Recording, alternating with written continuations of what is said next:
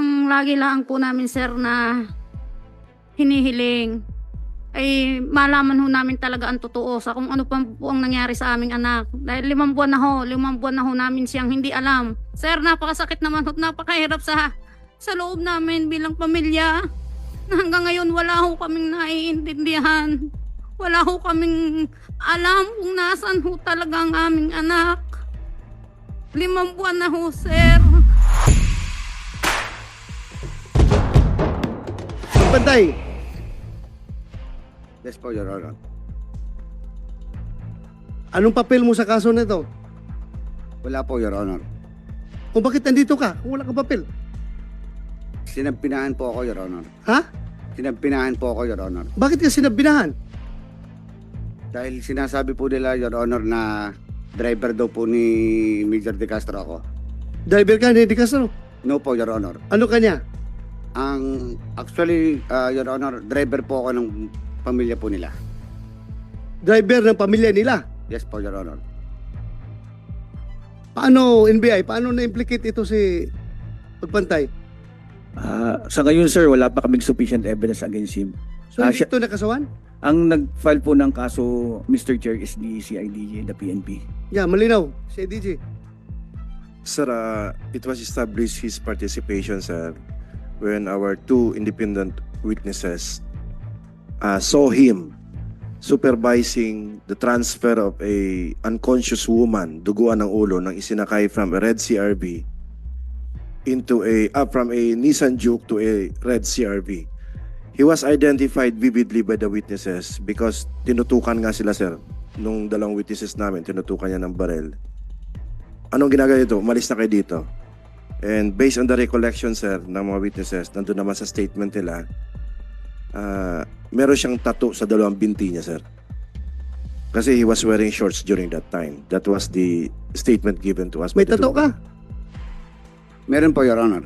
Meron. Meron po. Confirm yung sinabi ng witness. Hindi po, Your Honor. Pero, inaamin mo na driver ka ng pamilya ni Yes po. De Castro. Yes po, Your Honor. Ang dinideny mo is hindi ka driver niya. Yes po. So, he is a member of the family. So, pwede ka rin mag-drive sa kanya. Sa father and mother lang po niya ako nagda-drive, Your Honor. Father and mother. Kung mag-drive man ako, Your Honor, sa kanya, sa mga private na lakad po, for example, mag-aanak sa kasal, mag-aanak sa binyag, sa ganun lang po, Your Honor. So, nagda-drive ka rin sa kanya. Opo, Your Honor.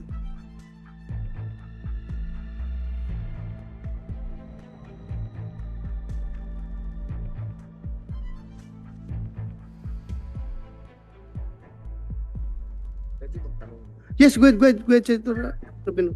Ginoong Jeffrey, magandang hapon po. Yes po.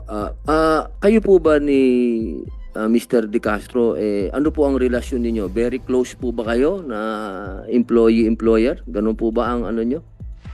Close po ba kayo? May mga personal kayong mga sikreto na nalalaman tungkol sa kanya? Wala po, Your Honor. Hindi nyo po nakikita? Wala po kayong nakikita? Wala po. Kasi yung driver ko, maraming alam tungkol sa akin. Kaya lagi kong binabantayan yun, ikaw ha. Kayo, wala pong ganun. Wala po. Sabi niyo po kanina, meron kayong mga private na lakad. Doon lang po, Your Honor, sa... Hindi niyo po nakita kailanman yung pinag-uusapan po natin na dalaga na nawala. Hindi niyo po nakita, hindi niyo po nakilala. Hindi po, Your Honor. Walang pagkakataon. Wala po. Pero alam niyo po yung kasong ito. Opo, Your Honor. Nung nalaman niyo po yung kasong ito, ano pong naramdaman po ninyo? Agad ko pong pinuntahan si Major De Castro po sa bahay nila para po alamin kung bakit po nandun po yung pangalan ko. Nakita ko po sa TV.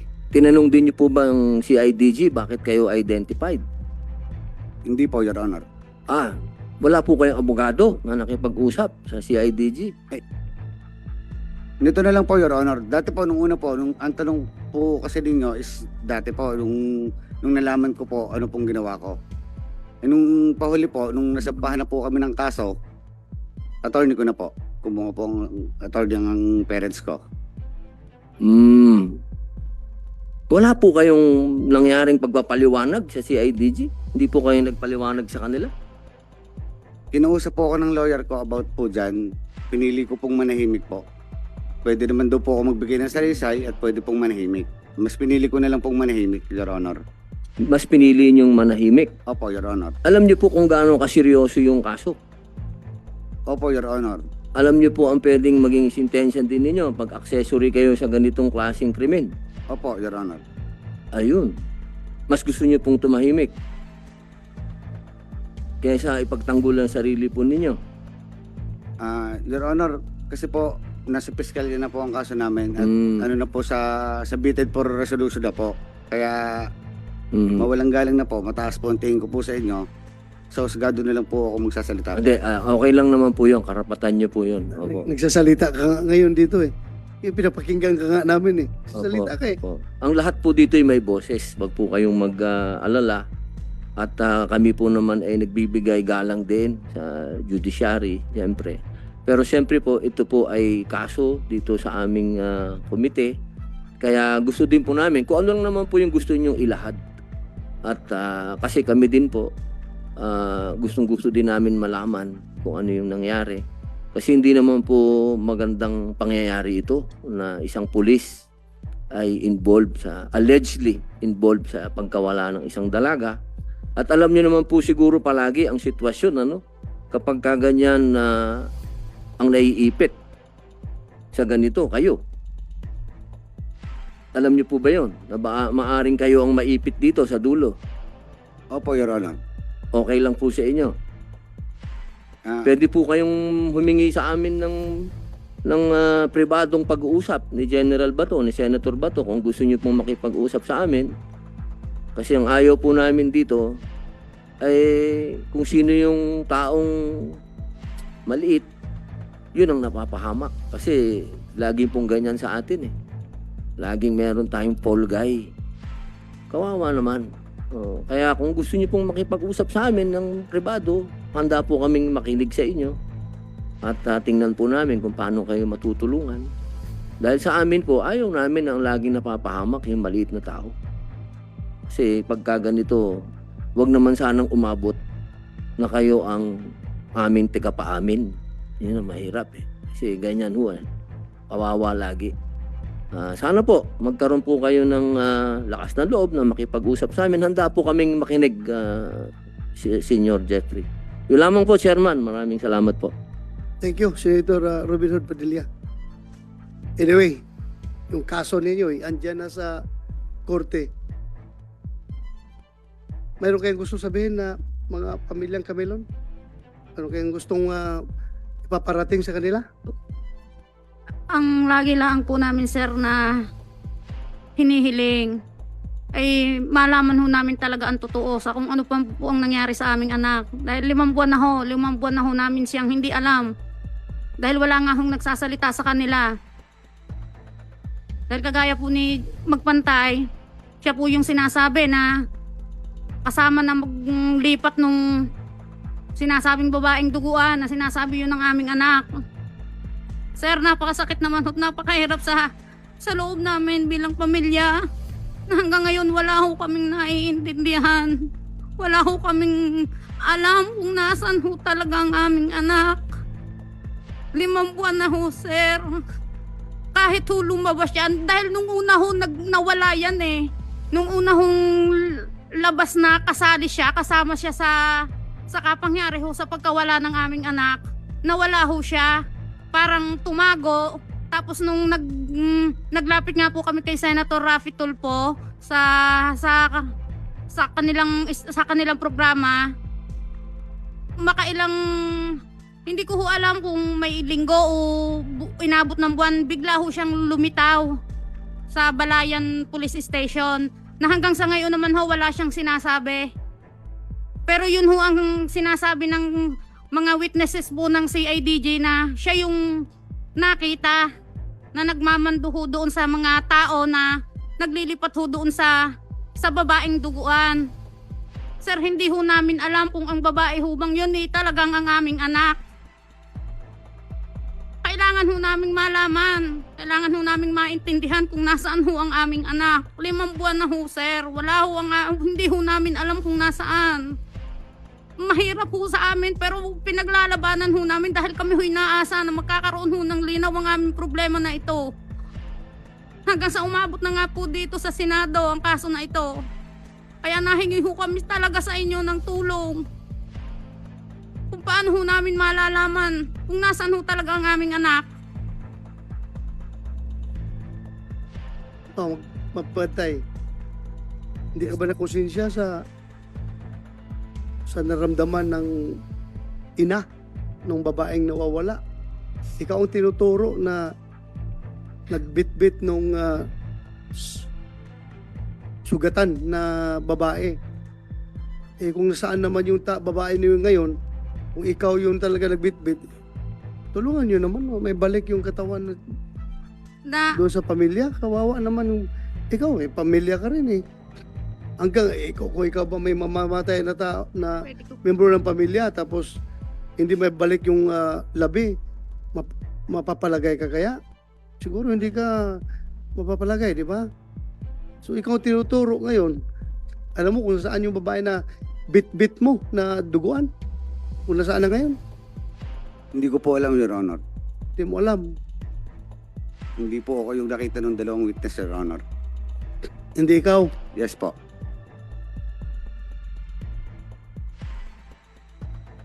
Anyway. Yes, go ahead, Senator. Baka hindi naiintindihan ni Mr. Magpantay na civilian po kayo, no? Opo, Your Honor. Hindi po kayo pulis, siyempre, Hindi po. maliwanag. Alam niyo po, kami po ni General Bato, ni Senator Bato, ako po ay dating bilanggo at si General Bato ay dating direktor sa Bilibid. Opo. Gusto ko lamang pong ipaalam sa inyo, yung mga kasong ganito, nakarumal-dumal laban sa babae. At pag kayo po ay nakulong, kayo po ay napatunayan na nagkasala at ginawa niyo po ito, at kayo po ay walang proteksyon, medyo mahirap po ang magiging sitwasyon nyo sa Bilibid. Ako na po ang nagsasabi sa inyo. Dahil sa Bilibid, may mga kaso po na yung mga kaso na yan ay kahit na bilangguyan at mga kriminal, pero pag pinag-usapan dyan ng rape, yung ganitong klaseng kaso, eh may paglalagyan po kayo sa loob. Kaya ang akin pong mungkahi sa inyo, Sir Jeffrey, baka wag na po tayong umabot sa contempt din. Baka gusto nyo po kaming makausap. Handa po kaming makinig sa inyo, Sir Jeffrey. Pag-isipan nyo pong mabuti.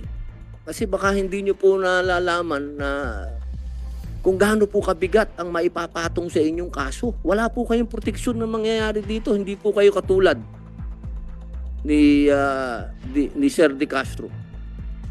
Na yan, pulis yan. Pag yan nakakulong, definite yan, meron niyang proteksyon sa loob. Kasi may mga pulis din doon na nakakulong.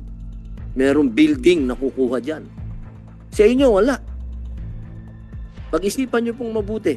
Pag-isipan niyo pong mabuti ng 10 beses, pag-isipan ninyo. Makakatulong kayo sa pamilya na kawawa naman ang pamilyang ito. At tayo makakatulong sa kanya. At kami makakatulong sa iyo. So are you willing na mag-executive session sa aming dalawa ni Senator Robin Hood Padilla after this? No po, Your Honor. Wala po kasi po ako, Your Honor, itetestigo po. Ha? Wala po akong itetestigo laban kay Major. At Hindi, wala hindi. po akong alam tungkol sa babae. Ibig kong sabihin ba, gusto mo bang makipag-usap sa amin mamaya afterwards? Pwede po, Your We're Honor. offering you or Pwede po, Your Honor. Pwede po. gusto mong makipag-usap sa amin? Pwede po. Mamaya, pag adjourn natin dito, mag-usap tayo. Opo. Ha? Yes po, Your Honor. Ayun, makita mo yung parents, oh. Wawa. Ha? Sus, papalayo lang.